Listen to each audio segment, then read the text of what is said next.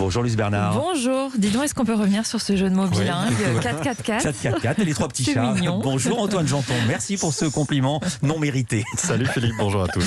Au sommaire de votre journal des médias. Deux nouveaux visages sur BFM TV à la rentrée, un nouvel acteur dans la diffusion du football en France et puis une initiative rare dans la presse féminine. Mais d'abord, les audiences avec vous Louise, qu'ont regardé les Français hier soir? Vous allez voir, c'était un top 3 au coude à coude. C'est Vous France auriez 2 pu qui... faire un top 4. Oui, dis donc, il est à 15 ce matin.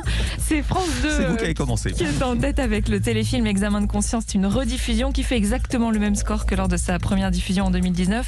2 900 000 téléspectateurs, 14,3% de part d'audience. Deuxième, France 3 avec un bon score pour le village préféré des Français.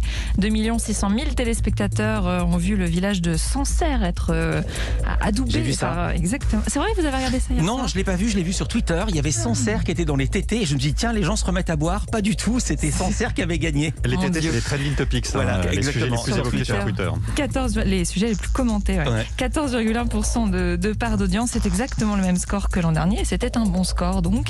Et puis troisième, TF1 avec sa nouvelle série Quiz.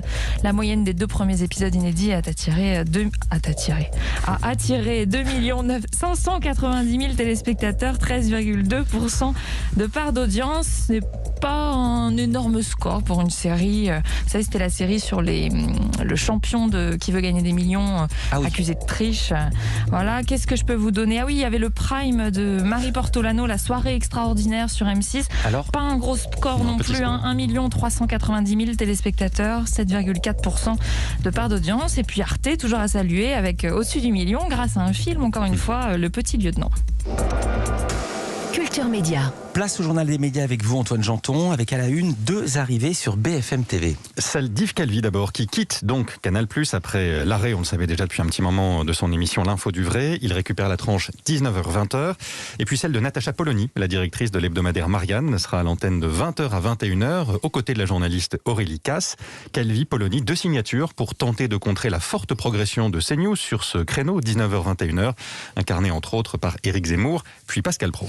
Après Amazon, une autre plateforme va diffuser du football en France. DAZN, souvent présentée comme le Netflix du sport, c'est elle qui va diffuser les matchs de Ligue des champions féminines jusqu'en 2025. Elle en a acquis les droits pour les 4 prochaines saisons. Un accord mondial signé avec l'UEFA, c'est une première. DAZN n'est pas encore très connue, en France en particulier. Alors pour développer l'exposition de la compétition, la plateforme s'est associée à YouTube. YouTube qui va diffuser gratuitement les 2 prochaines saisons de la Ligue des champions féminines. Et puis dans les kiosques aujourd'hui, le nouveau numéro de Marie-Claire. Avec en une photo très rare dans la presse féminine, une photo non retouchée, celle de la mannequin Arnelle Slot. Une manière d'illustrer un dossier intitulé Aimer son corps. Le mensuel publie d'autres photos non retouchées aussi, une série de photos de mode. Une initiative essentielle selon Catel Pouliquin, la directrice des rédactions de Marie-Claire. C'est très important pour nous, en effet, pour que les femmes ne se sentent pas écrasées par des images conventionnelles et qu'il y ait une pluralité de possibles, en fait, et qu'elles considèrent que tous les corps ont leur place dans Marie-Claire, toutes les femmes, toutes les représentations. On a encore beaucoup de travail à faire puisque on revient de loin. Mais évidemment, ça participe pour nous d'une authenticité qu'on revendique très fortement, aussi dans les témoignages de femmes que l'on porte mois après mois dans Marie-Claire.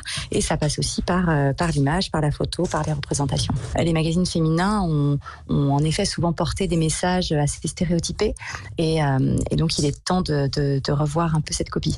Alors, et ce n'est pas la première ni la dernière fois d'ailleurs que Marie-Claire casse les codes des magazines féminins. En mars dernier, le magazine avait mis 8 femmes toutes très différentes en couverture, loin des stéréotypes des unes traditionnelles. Et puis le mois prochain, le magazine illustrera un article avec la photo d'une mannequin taille 48, un article sans rapport avec le poids.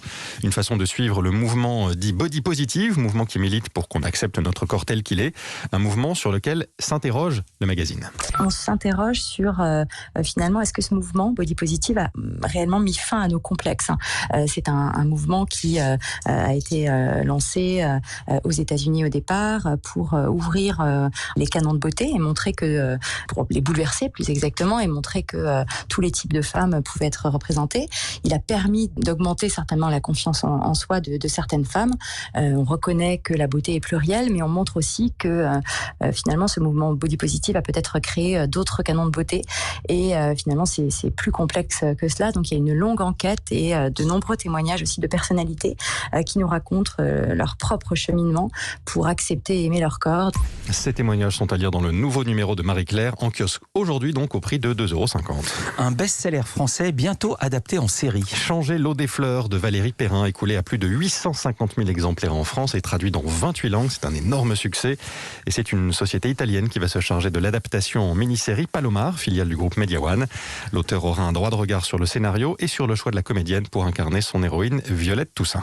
Le groupe Lagardère, auquel appartient Europe 1, change de statut. Fini la commandite, place à une société anonyme avec Vivendi comme premier actionnaire. Le changement a été acté lors d'une assemblée générale hier, assemblée au cours de laquelle Arnaud Lagardère, le PDG du groupe, a défendu le rapprochement entre Europe 1 et Canal+, à commencer par la chaîne d'opinion CNews, propriété de Vivendi.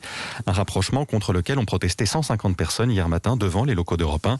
Toutes inquiètes de l'avenir de la station, elles craignent qu'elle ne devienne une radio d'opinion.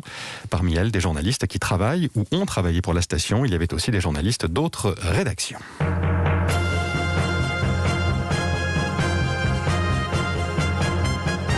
C'est l'un des génériques les plus connus de la télévision, vous l'avez reconnu, évidemment. Ouais, Fort Boyard. Bah oui, Fort Boyard. On le chante depuis ce matin dans l'équipe. Bah oui, pourquoi ? Parce que celui qui l'a composé est mort en tout début de semaine, on l'a appris hier. Il s'appelait Paul Coulac-Sézian, de son nom complet. Il avait 78 ans. C'est en 1989 qu'il avait écrit cette musique, qu'on fredonne donc depuis ce matin dans l'équipe de Culture Média et qui a voyagé un partout dans le monde, puisque c'est elle aussi qui ouvre les adaptations étrangères de Fort Boyard dans 25 pays. Il avait aussi composé près de 200 autres thèmes musicaux pour l'émission.